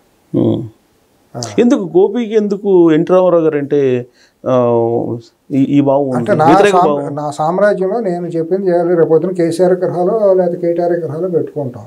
ఓకే, అప్పుడే మీకు ఇంకోటి కూడానండి, జూబ్లీ హిల్స్ నియోజకవర్గంలో తెలుగుదేశం పార్టీ కట్టిన దిమ్మలన్నిటికీ గులాబీ రంగు వేయించాడండి. ఎన్ని దౌర్భాగ్యం తెలుగు కాంగ్రెస్ పార్టీ మాట్లాడలేకపోవటం.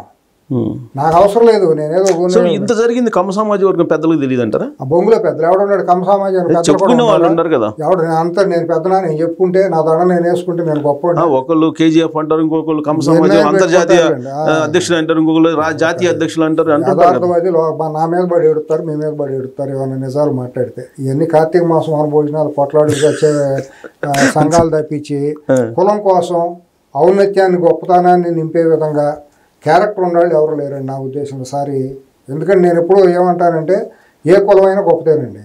ఒక కులానికి ఒక నాయకుడిగా ఉండాలంటే ఒక గొప్పగా జీవితంలో అచీవ్ చేసి మచ్చలేని నాయకుడిని మనం గౌరవాధ్యక్షులుగా పెట్టుకుని ప్రతి ఒక్కళ్ళం కార్యకర్తలుగా ఉండి మీ బాడీ ఎవర్రా బాబు అంటే మీ కార్యవర్గం ఎవరు అని అంటే ఇదిగో పలానా పద్మశ్రీ అవార్డు, పద్మభూషణ్ అవార్డు, లేకపోతే పలానా గొప్ప ఇండస్ట్రియలిస్టు, ఆయన ప్రెసిడెంట్ అండి, పలానా ఈయన సెక్రటరీ అండి, పలానా వాళ్ళు కార్యవర్గ సభ్యులు అండి, మా గవర్నింగ్ బాడీ వీళ్ళు అండి, వీళ్ళు సలహాదారులు అండి, మేమందరం కార్యకర్తలు అండి అంటే గొప్పతనం అంట. గాడు బంగలు నేను ముండాగొడుగులు అందరూ తల ఒక సంఘం పెట్టేసి నేను జాతీయ ఈయన ఈ స్థాయిలో పెట్టేసుకుని ఎవరి దండాడు వేసేసుకుని కులాన్ని అమ్మేసుకుని గజానికి కేజీల లెక్క కమ్మ కులాన్ని అమ్మేసుకుంటాం, కమ్మ కులాన్ని అడ్డం పెట్టుకుని టికెట్లు తెచ్చేసుకోవాలని చూడటం, వీళ్ళ వెనకాల అంత కమ్మళ్ళందరూ పొలవమని ఉండట్టు, వీళ్ళందరూ దిశానిర్దేశం చేసినట్టు జాతిపితలు అయినట్టు వీళ్ళేంటి బొంగులో కబుర్లు, వీళ్ళు ఎవరు లెక్క చేస్తారండి? నా చరిత్ర ఏంటో నాకు తెలియదు, మీకు తెలీదా? నేను ముందు వెళ్తాంటే నా నేడు నా వెనక వస్తుందండి. నా చరిత్ర ఏంటో నా వెనక నడుస్తుంది. నేను పుట్టిన గ్రామం నుంచి వాళ్ళు మీ దగ్గర మాట్లాడుతున్న దగ్గర నుంచి నా వెనక నా గురుగంధులండి నా నలుపు నా వెనక నా వెంటాడుతూనే ఉంటుంది. నా అంతటి నేను గొప్ప అంటే సమాజం హర్షిస్తుందా? సో మీరు చెప్పిన దాని ప్రకారం గత 2 దశాబ్దాలకు పైగా అటు కల్లగొండ ఫ్యామిలీ ఇటు వైఎస్ ఫ్యామిలీ వెంటాడుతుంది కమ్మ సమాజం. దానికి కారణం ఇప్పుడు కనిపిస్తున్న కమ్మ సమాజ ప్రతినిధులు చేతకంతనమేనా? వీళ్ళే నేను చేయాలి. వాళ్ళ మీద నాకు సానుభూతి, అసూయతో కూడా అసహ్యంతో కూడిన సానుభూతి చెప్పనీలే అనిపిస్తుంది. వాళ్ళ స్థాయిలో నేను మాట్లాడతాను కూడా ఇష్టం. అంటే వాళ్ళు టార్గెట్ చేయడానికి కారణం ఏంటి అసలు? ప్రాస్పెరిటీ కమ్యూనిటీ అండి ఇది. ఎవరికి అందనటువంటి ఆలోచనలో ఉండే కమ్యూనిటీ, ఎవరి దయాదాక్షిణ్యాలతో ఉన్న కమ్యూనిటీ కాదు మొదటి నుంచి. చదువుకున్న డిఎన్ఏలోనే అంటే డిఎన్ఏ అంటే ఇతర కులాలు వాళ్ళందరూ ఏదో మొదలెడతారు నేను అట్టా అంటారు. ప్రతి ఒక్కళ్ళు ఎవరికాళ్ళు ఉంటారండి. ఇప్పుడు బ్రాహ్మణులు ఉన్నారు, వాళ్ళు మేధస్తోనే ప్రపంచాన్ని వెళ్తా వచ్చారు. ఇప్పుడు రెడ్డి కమ్మ రాజులు సామాజిక వర్గాలు ఉన్నాయి. వీళ్ళు వ్యవసాయంలోనూ చదువులోనూ పారిశ్రామికవేత్తలో ఈ 3 కులాలు వెలములు కూడా. ఇవన్నీ బహిరంగ రహస్యాలే కదా మాట్లాడటానికి. ఇప్పుడు కమ్మ సామాజిక వర్గంలో విపరీతంగా శ్రమించి కష్టపడి ఏదో భూమిని నమ్ముకున్నారు, వ్యవసాయం చేసుకున్నారు, పిల్లలు చదువుకున్నారు, గొప్ప ముందు దూరదృష్టితో ప్రపంచం ఎటు వెళ్తాందో ముందుగా చూసి ఆ దారిలో ముందుకు రావటం మూలాన అందిపుచ్చుకుంటాం మూలాన ముందుకు వచ్చారండి.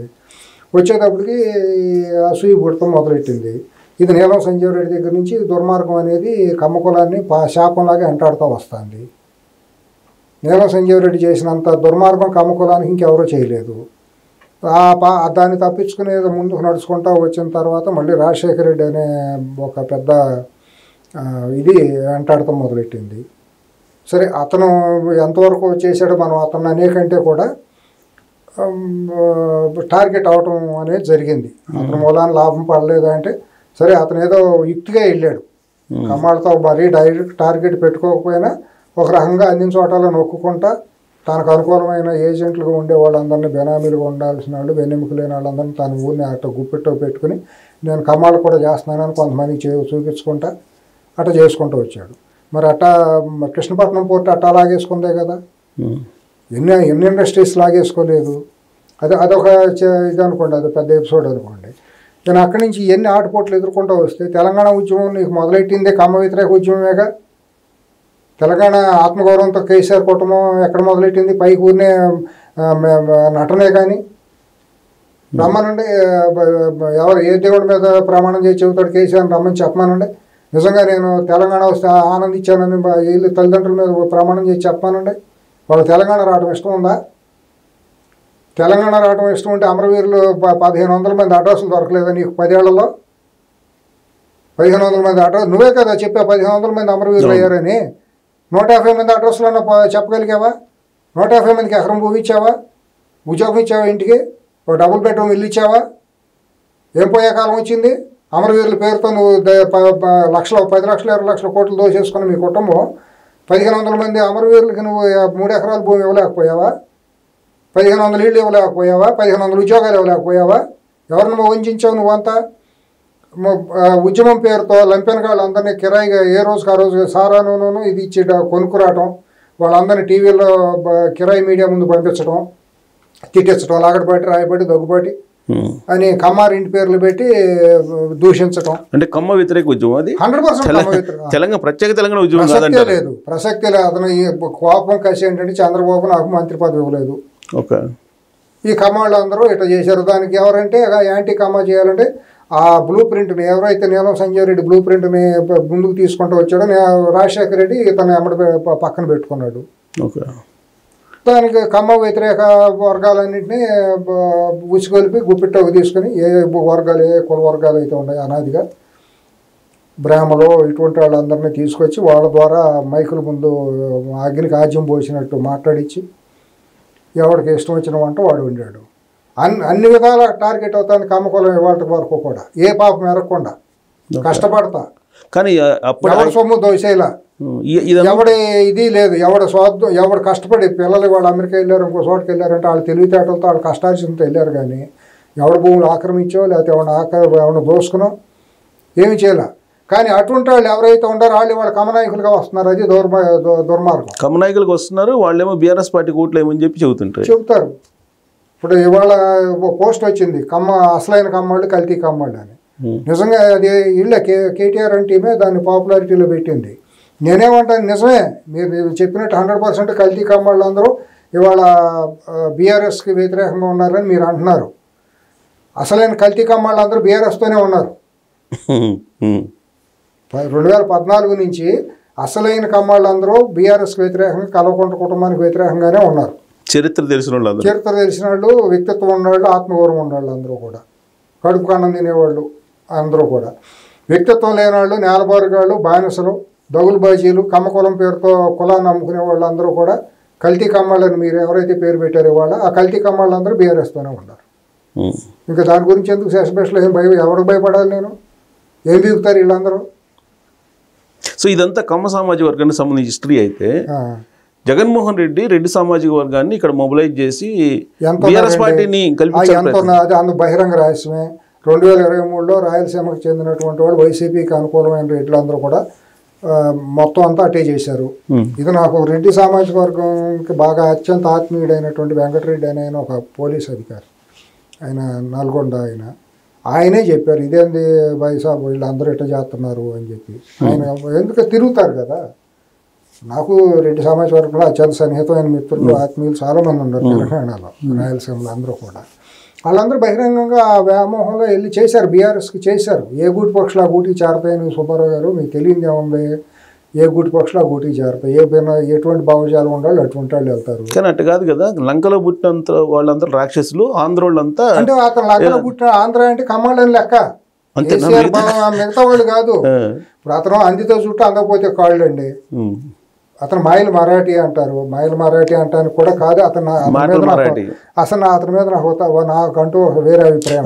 మాట్లాడిన తర్వాత కూడా ఇక్కడ ఈ సెటిలర్స్ ఇక్కడ ఎవరైతే ఉండి ఇక్కడ స్థిరపడ్డారో తెలంగాణేతరులు వాళ్ళు ఇప్పటికి కూడా బీఆర్ఎస్కి వేస్తారంటారా? వేయరండి, ఎవరు వేయరు.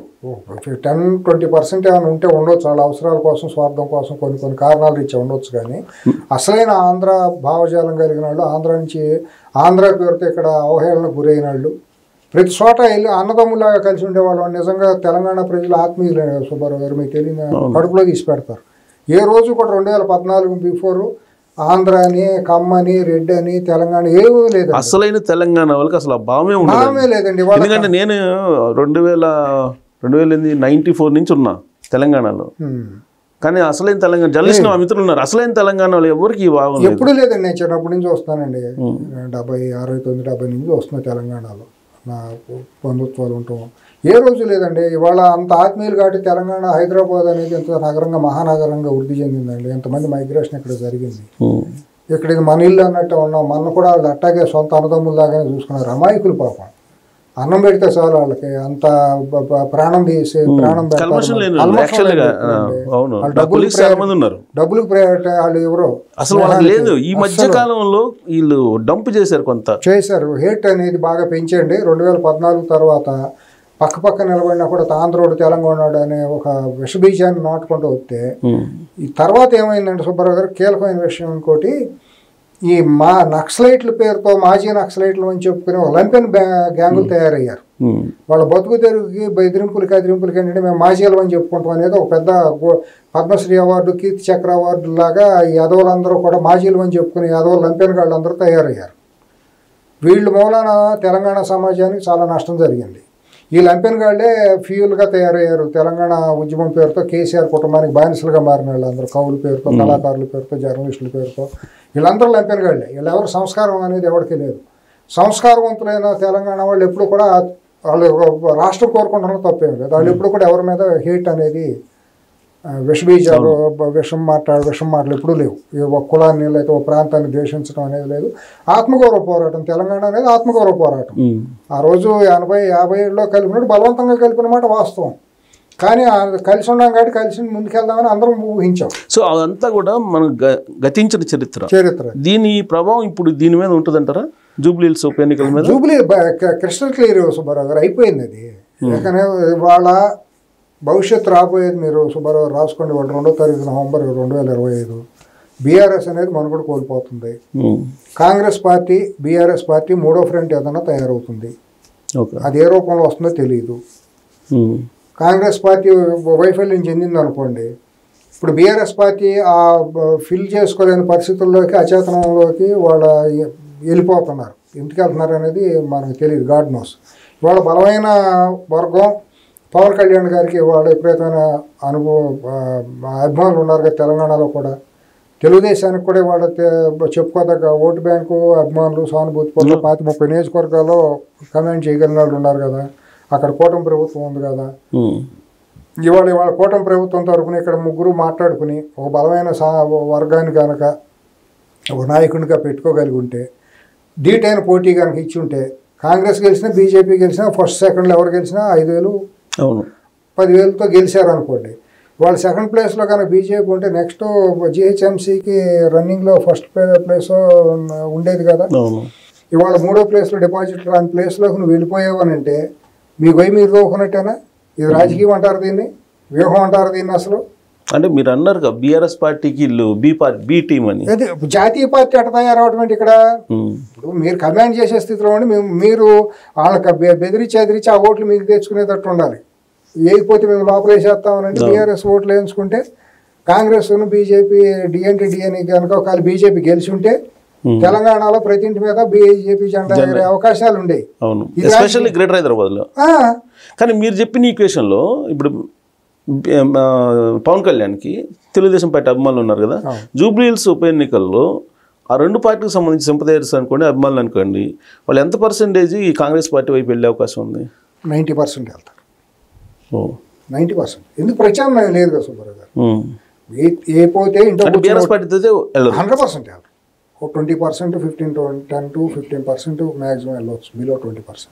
అది కూడా బాగా గ్రేస్ చేస్తున్నాం. ఇక 2009లో 16,000 ఓట్లు వచ్చినాయి పీఆర్పీకి జూబ్లీ హిల్స్. ఉన్నారండి కాపు సామాజిక వర్గం వాళ్ళు చాలా మంది ఉన్నారు. ఇప్పుడు వాళ్ళంతా ఇప్పుడు కాంగ్రెస్ వేస్తారా? 100% కాంగ్రెస్కి వెళ్తారు.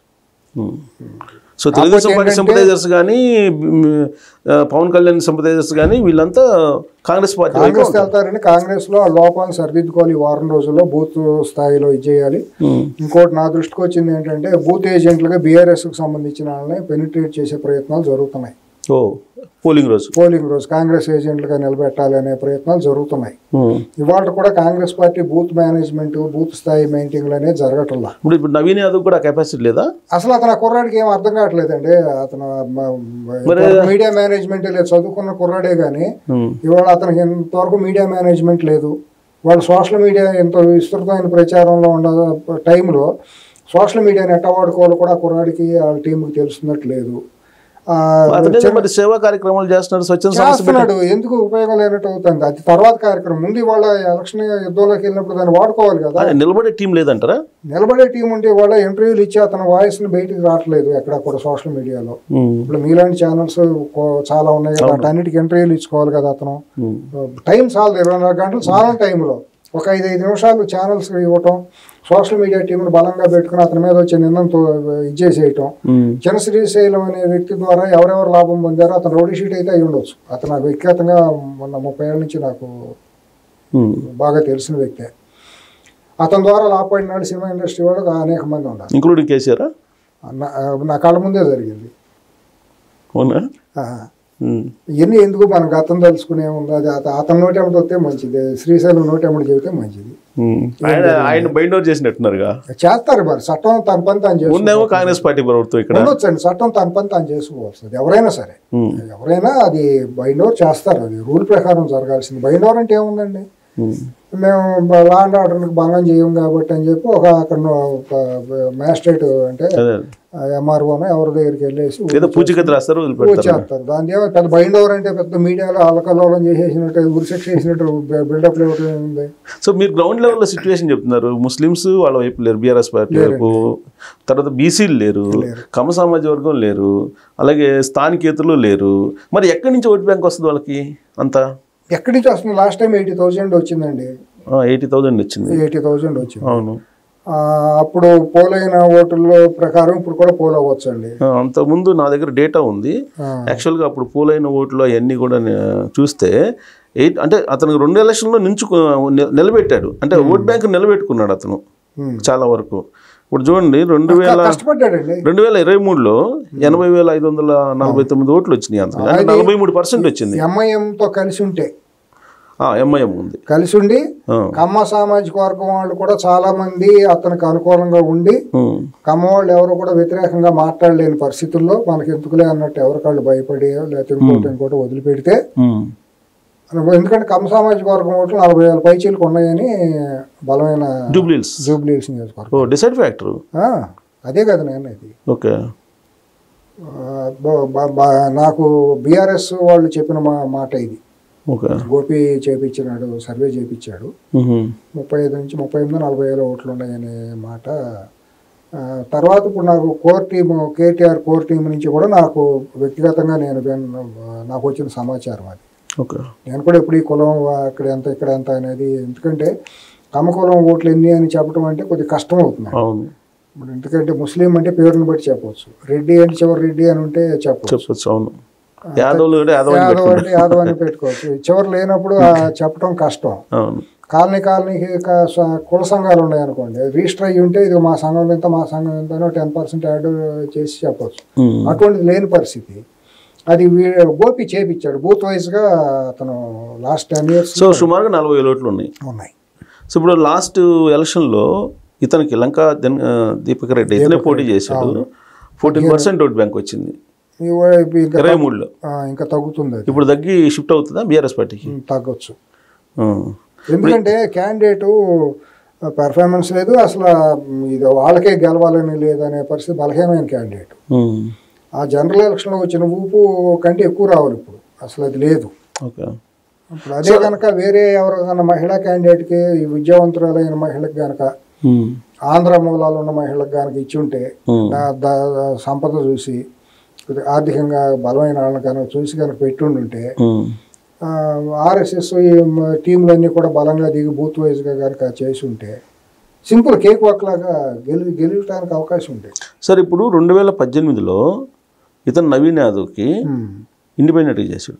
అవును, 18,000 ఓట్లు వచ్చినాయి. పర్సనల్ ఓట్లేనా? పర్సనల్ ఓటే, ముస్లిం ప్యూర్ పర్సనల్ ఓట్లు, పర్సనల్ ముస్లిం ప్లస్ తన సొంత సామాజిక వర్గం, ఇతర కొన్ని. ఇదే ఎంఐఎంకి 2014లో పోటీ చేస్తే 41,000 వచ్చినాయి అతనికి. ఆ తర్వాత ఇండిపెండెంట్ చేస్తే 18,000 వచ్చినాయి, అంటే 25,000 అంతే కదా. ఆ 30,000 కదా ముస్లిం ఓట్ బ్యాంక్ అనేది, అంటే ఎంఐఎం ఓట్ బ్యాంక్ మనం చెప్పుకునేది. అంటే అతను ఆ రోజు పోటీ చేసినప్పుడు, కాకపోతే అప్పుడు బీఆర్ఎస్ పార్టీకి ఎంఐఎం మద్దతు ఇస్తూ ఇచ్చింది, అయినా క్యాండిడేట్ ని పెట్టినప్పుడు మరి అటే వేస్తారు కదా. ఎంఐఎం క్యాండిడేట్ పెట్టింది 2014. నవీన్ యాదవే కుర్రాడు, నవీన్ యాదవే అదే ఎంఐఎం తరఫున సెకండ్ ప్లేస్ లోకి వచ్చాడు. అదే అనేది అప్పుడు పడిన ఓట్లు ఎంత? 41,000. 18,000 తీసేయాలి. 25,000 కదా ఎంఐఎం ఓట్ బ్యాంక్ అక్కడ ఉన్నట్లు అంతే అనుకో, సాలిడ్ ఓట్ బ్యాంక్ అదే అనుకో. అంతే కదా, క్లియర్ కదా. అవును, 5,000 పెంచుకోండి, 30,000 వేసుకోండి. 30,000లో ఇవాళ ఓవైసీ వచ్చి గట్టిగా నిలబడినా 20,000 పడవచ్చు, నిలబడకపోయినా సగం పడతాయి. ఎందుకంటే సార్ నేను న్యూట్రల్గా ఉంటానని అంటాడా, లేకపోతే చేయలేదని అంటాడా, చెప్పాలి, ఏదో ఒకటి చెప్పాలి కదా. ఇవాళ అతని లాభం 3 ఏళ్ల పాటు తెలంగాణలో అతను లాభం పొందాలి అని అనుకుంటే సచ్చినట్టు కాంగ్రెస్ మొయ్యాల్సిందే కదా. మరి చేసినప్పుడు ఆ 25లో 30లో 25 రావాల్సిందే కదా. ఇంకో మార్పు కూడా ఏంటంటే అప్పుడు ముస్లిం పెద్దలు ఎంఐఎం రెండు ఒకటిగా ఉండేవి, కానీ ఇప్పుడు ముస్లిం పెద్దలు వేరు ఎంఐఎం వేరు అన్నట్టుగా 2023లోనే మార్పు వచ్చిందండి. 2023లో కూడా ఫత్వా లాగా అందరినీ పిలిచి చేశారు. చేసినా కూడా చాలా మంది ముస్లిం పెద్దల మాట కూడా వినకుండా బీఆర్ఎస్కి వ్యతిరేకంగా ఓటేశారు, అనుకూలంగా వేశారు. 23లో వేశారు. నిజామాబాదు ఈ ప్రాంతాలన్నీ కూడా కాంగ్రెస్కి ఏమని చెప్పినా కూడా కాంగ్రెస్కి వేయలే. కాంగ్రెస్ కనుక ముస్లింలు అందరూ ఏకంగా వేసి ఉంటే 10-15 సీట్లు ఇంకా వచ్చి. కానీ ఇప్పుడు ఆల్ ఇండియా ముస్లిం లీగ్ ఏదో ఉంది సంథింగ్, అది వాళ్ళు సాలిడ్గా ఒక నిర్ణయం తీసుకున్నారు. వీళ్ళు ముస్లిం పెద్దలు కూడా అదే ఫత్వా విడుదల చేస్తున్నారు అనేది కర్ణాటక నుంచి మొదలైంది అంటారు. అవును, గుల్బర్గానే అక్కడ లాస్ట్ టైం అక్కడ వీళ్ళందరూ మొతావలీలే అంటారు కదా. ఎంఐఎం రానిలు అక్కడికి అవును కూడా ఇచ్చారు. ఇప్పుడు జూబ్లీహిల్స్ లో కూడా అలాంటి పరిస్థితి వస్తుందంటారా? వస్తుందండి. వస్తే ముస్లింలు అందరూ కూడా బీజేపీకి ఆగర్భ శత్రువు బీజేపీ ఏమండి, ఖమ్మం వాళ్ళకి ఆగర్భ శత్రువు బీఆర్ఎస్, కల్వకుంట్ల కుటుంబం, ఇంతే వైస్ వర్స. ఇప్పుడు ఇది అసలు బీఆర్ఎస్ కి ఓటు బ్యాంక్ ఎక్కడ ఉంది, ఏ రకంగా ఓటు బ్యాంక్ ఉంది? ఉన్నారు కదా, వెలమ 1000 మంది ఉంటారేమో మొత్తం. తెలంగాణ ఎంతమంది ఉన్నారు? అంతేనండి, 1000 ఉంటారు, 1500 ఉంటారు. తెలంగాణలో మొత్తంగా వెలమ సామాజిక వర్గం ఉంది 2 లక్షలు. 2 లక్షలు. సో ఇక్కడ 100 కన్నా తక్కువ ఉంటారు అయితే. అంతే కదా, అంతే కదా. 1000 ఉంటారు, 2000 ఉంటారు. వాళ్ళు అయితే గెలిచిపోతుంది పార్టీ. అయినా వెలమలందరూ ఏకఛత్రాధిపత్యంగా బీఆర్ఎస్కే ఉంటారా? అసలు నిజంగా నేను చూసింది, నేను కరీంనగర్, హైదరాబాద్, నిజామాబాద్లో చూసినప్పుడు 70-80% వెలమలందరూ ఎగనెస్ట్ కల్వకుంట్ల కుటుంబంతో ఉన్నారు. నేను వ్యక్తిగతంగా వాళ్ళతో ఇంటరాక్ట్ అయ్యి మాట్లాడి చేసినప్పుడు ఏ కులం ఎవరితో ఉండదండి. వాళ్ళు తెలుగుదేశం వాళ్ళందరూ, కమ్మళ్ళందరూ ఏకఛత్రాధిపత్యంగా తెలుగుదేశంతో ఉంటారా? డిఫరెంట్ ఉండరు కదా, మెజారిటీ ఉండొచ్చు, కొద్దిగా గొప్ప అభిమానం కొద్ది. లాస్ట్ టైం వైసీపీకి వేయలేదు ఎక్కువ మంది. మరి ఇవన్నీ అంతే సింపుల్ అండి. సో ఓవరాల్ గా ఒక 5 ఫ్యాక్టర్లు తీసుకుంటే ఒక్క ఫ్యాక్టరే బీఆర్ఎస్ పార్టీ కనబడుతుంది, 4 ఫ్యాక్టర్లు కాంగ్రెస్ కనబడుతుంది అనుకూలంగా. అవును. సో ఒక అంటే ప్రభుత్వ వ్యతిరేకత అనే ఒక ఫ్యాక్టర్ తప్ప ఇంకేం కనపడలేదు బీఆర్ఎస్ పార్టీకి. వాళ్ళ ఎన్టీఆర్ గురించి మాట్లాడినప్పుడు రేవంత్ రెడ్డి గారు నేను మాట్లాడిన భాష కూడా చాలా అందరికీ హార్ట్ టచ్ అయిందండి, గుండెలకు తాకుతుంది. బీసీలు వాళ్ళు అందరూ ఉంటారు కదా. ఇప్పుడు ఎప్పుడు కూడా రేవంత్ రెడ్డి వికృతంగా మాట్లాడట్లా, ప్రకృతి విరుద్ధంగా నాటకీయంగా మాట్లాడటం ఎప్పుడూ లేదు. సో ఇదే లాస్ట్ ఎలక్షన్ బీఆర్ఎస్ పార్టీకి 100%. మనం లాస్ట్ టైం అనుకున్నట్టున్నా, లాస్ట్ టైం ఇంటర్వ్యూలో ఒకసారి చెప్పాను, ఇది 18% వచ్చిందండి 2024లో. బాగా గుర్తు. మన వరంగల్లో ప్లేనరీ పెట్టినాక ఆఖరి ప్లేనరీ అని చెప్పారు. ఆ తర్వాత కవిత గారు బయటకు వచ్చారు. ఇంకా జరుగుతుంది, ఇంకా చాలా జరుగుతుంది. సో ఇప్పుడు 18% వచ్చింది సార్ 2024లో లోక్సభ. అదే లాస్ట్ జరిగిన ఎలక్షన్ బీఆర్ఎస్ పార్టీకి బలం అది. ఇప్పుడు ఆ తర్వాత జరిగే ఎలక్షన్ ఇది ఉప ఎలక్షన్, బై ఎలక్షన్. 18%. 18% అంటే 3 లక్షలు వేసుకోండి. 3 లక్షలు 18% ఎంత వస్తుంది లెక్క వేసుకోండి. 30,354,000 అంతే. లాస్ట్ టైం 80 వచ్చింది. ఇప్పుడు 50,000 60,000 దాకా వస్తుంది. సో కేకే సర్వే పులిహార, అది పులిహార నిన్నే తెలుసు. అది అంతే, దాంట్లో ఏమీ లేదు. ఇక 30,000 అనేది మినిమం అండి. అది క్యాండిడేటా లేదా ఇంకోటి కాదండి. క్యాండిడేట్ కనుక ఎలక్షనీరింగ్ జాగ్రత్తగా చేసుకుని మా చిన్నశ్రీశైలం కనుక వచ్చి అతను జరిగిన చరిత్ర అంతా కనుక అక్కడే ఉండేది, గెస్ట్ హౌస్ చేయొచ్చు. మరి ఏం చేస్తాం, మరి నాకేం కోఆర్డినేషన్ లేదు, ఎవరో తెలియదు, నాకు వాళ్ళు ఎవరేం చేసుకుంటున్నారో తెలియదు. మనం చెప్తే బాగోదు సలహాలు, ఉచిత సలహాలు. మీకు ఇప్పుడు కృష్ణకాంత్ పార్క్ దగ్గర లోపల ఒక గెస్ట్ హౌస్ ఉండేది. ఆ గెస్ట్ హౌస్ లో ఒక సినీ నిర్మాత ఉండేవాడు, సిద్దిపేటకు సంబంధించినటువంటి ఒక సినీ నిర్మాత. ఎందుకు మన శ్రీశైలం చెప్తాడు కదా, ఆ నిర్మాత ఆఫీస్ లో జరిగిన వ్యవహారాలు ఇవన్నీ. శ్రీశైల యాదవ్ గారు ఎవరో కదా, నిర్మాత పేరు కూడా ప్రధాని రామకృష్ణ గౌడ్ గారే, ప్రస్తుతం తెలంగాణ ఫిల్మ్ ఛాంబర్ అధ్యక్షుడు. ఆయన ఏమో తెలియదు. ఆ గెస్ట్ అతను సినీ నిర్మాతగా, చిన్న నిర్మాతగా అక్కడ ఉండేవాడు. ఎక్కువగా శ్రీశైలం అదే ఇదిగా ఉండేది. అక్కడ మేము నెంబర్ ఆఫ్ టైమ్స్ ఇప్పుడు ఆయన బీఆర్ఎస్ లో ఉన్నాడు. ఉంటాడు. మరి అవినాభావ సంబంధం కదా వాళ్ళకైనా. రామకృష్ణ గౌడ్ బాగా కావాల్సినాడు. యాక్చువల్గా తెలుగుదేశం ఆయన తెలుసు, కేసీఆర్ తో బాగా సన్నిహితుడు. అది నేను అనేది. అందుకనే లాస్ట్ టైం చిన్నశ్రీశైలం కూడా డబ్బులు ఇవ్వటం పార్టీకి, ప్రచారానికి డబ్బులు ఇవ్వటం బీఆర్ఎస్ పార్టీకి, ఇవన్నీ చేశాడు. చేతి కృతజ్ఞతలు ఏమన్నా రోడ్డు షీటర్ని క్యారెక్టర్ అసాసినేషన్ చేస్తారు వాళ్ళు. అది ఏం పద్ధతి ఇవన్నీ పబ్లిక్ పట్టించుకుంటారు అనేది వినిపిస్తుంది. గ్రౌండ్కి వెళ్తున్నారు కదా, వాళ్ళు తెలియదండి. ఇప్పుడు యాదవ్ సామాజిక వర్గం ఉంది, మా కులం మీద దాడి చేస్తారని వాళ్ళకి మండదా? ఎందుకు మండదండి? మన యాదవ్ కులస్తుడిని మనల్ని మనం ఎట్టా ఇది చేసుకోవాలి, ఎట్లా దాడి చేస్తాడని వాళ్ళ ఆత్మాభిమానం దెబ్బతిందా? వాళ్ళ తలసాని శ్రీనివాస్ యాదవ్ ఉన్నాడు, అతను నగరంలో ప్రముఖమైన నాయకుడే కదా, అతను చేయడు కదా ఇక్కడికి వచ్చి, మరి అందులో అల్లుడే కదా, తమ్ముడు కూతురునే దగ్గర చుట్టాలి, మరి వియంకుళ్ళు అండి ఇద్దరు, శంకర్ యాదవ్ అది ఉండేది. సో ఈ మొత్తం మీద టోటల్ పిక్చర్ చూస్తే అనుకూలమైన అంశాలు ఎక్కువగా కాంగ్రెస్ పార్టీకి 100 పాళ్ళు ఇప్పుడు అయిపోయి తేటకాలం అయిపోయింది. సర్వేలు పెట్టి జనాలు మిస్లీడ్ చేయడం. సువేరే గారి విశ్లేషణ కరెక్టా లేకపోతే కేకే సర్వే కరెక్ట్ అనేది మనం నవంబర్ 14 సువేరా సర్వే లేదు, సువేరా విశ్లేషణ లేదు, ఏమీ లేదండి. ఇది ప్రజాభిప్రాయం. ఓకే, ఇప్పుడు సామాన్య ప్రజలు అనుకునే ప్రజాభిప్రాయం తప్పించి మనం ఏం గొప్పవాళ్ళం కాదు, మనం ఏమి పెద్ద రీసెర్చ్ అండ్ అనాలిసిస్ వింగ్లో చేసేసి ఏదో పెద్ద డేటా అనాలిసిస్ చేసాను, ఎంత పెద్ద బిల్డప్ మాటలు అవసరం. అంటే 10 మంది తెలుసు మీకు సమాజం మీద అవగాహన ఉంది, సామాజిక వర్గాల మీద అవగాహన ఉంది కాబట్టి మీరు ఒక విశ్లేషణ చేశారు. ఎవరెవరు మీరు సీనియర్ జర్నలిస్ట్ 2 సంవత్సరాల అనుభవంలో మీరు కామ్గా 4 వీధుల్లో తిరిగి వస్తే మీకు తెలియదు పబ్లిక్ పాలసీ అర్థమైపోతుంది. 4 రోజులు టీ స్టాల్ దగ్గర పొద్దున నుంచుంటే చాలు అర్థమైపోతుంది. కృష్ణకాంత్ పార్క్ లాంటి చోట వాకర్ల దగ్గరికి వెళ్ళి చూస్తే తెలియదా? అవును. కాకపోతే ఏంటంటే వీళ్ళు ఊరిని లేని హైపుని చేసి శవానికి కూడా వెంటిలేటర్ పెట్టి బతికిద్దామనే ప్రయత్నాల్లో వీళ్ళు చేస్తున్నారు. అంతేనా లేదంటే బెట్టింగ్ వాళ్ళకి సంబంధించి అది ఎట్టాగా ఉంది అది? ఎందుకంటే గత వారం రోజుల నుంచి బీఆర్ఎస్కి అనుకూలంగా ఉంది, ఆధిపత్యంగా ఉందని సోషల్ మీడియాలో కొన్ని సర్వే కంపెనీల పేరుతో వస్తున్నాయండి. అవును. దీని మీద బెట్టింగ్ ఎంత హైప్ క్రియేట్ చేస్తే అంత బెట్టింగ్లు పెరుగుతాయండి. గ్యాదడికి తోలుకి అనే సామెత ఉంటుంది కదా, గేద యజమాని గేద బతకాలని అది ఎడుతూ ఉంటే తొందరగా చచ్చిపోతే చర్మంతో 4 చెప్పులు కుట్టుకుని నా పిల్లని పోషించుకుంటానని ఆ తోలు చర్మకారుడు ఇది చేసినట్టు దానివల్ల దానికి ఎడుతూ ఉంటారు. దీన్ని లేనిపోయి బీఆర్ఎస్ గెలుతుంది అంటేనే కదా హైప్ వచ్చి బెట్టింగ్లు చేసి, అది కామన్ సెన్స్. అది అర్థం. హిమాచల్ ప్రదేశ్, ఢిల్లీలో బోల్తా పడ్డాడు ఆయన.